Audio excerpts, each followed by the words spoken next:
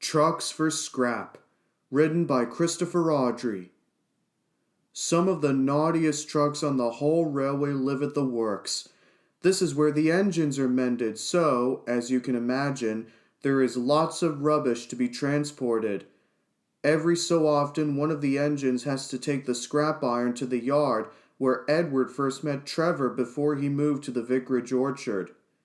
The engines nicknamed the train the Scrap. None of the engines liked the job. The trucks were old, rude, and noisy.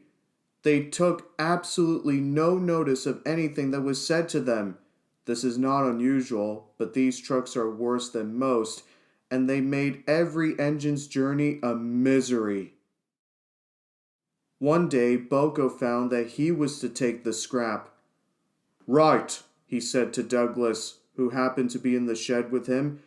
"I'm having no nonsense from those trucks. They'll come quietly or else." "Hey," smiled Douglas, "show him who's boss." The trucks objected to BoCo because he was a diesel. "What's this green thing?" they asked. "A caterpillar?" Then they accused BoCo of bumping them. It was what they deserved, but BoCo had been very careful with the trucks. Finally, they pretended their brakes were still on and screamed horribly when BoCo tried to move them. At last, BoCo had had enough. "Right," he said to the trucks.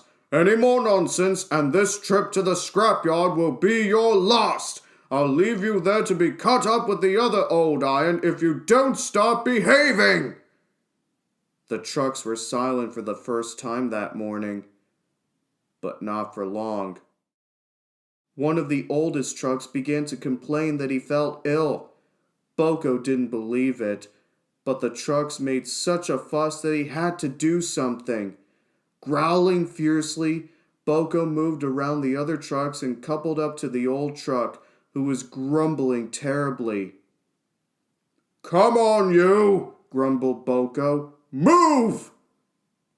But before they had moved an inch, there was a splintering noise.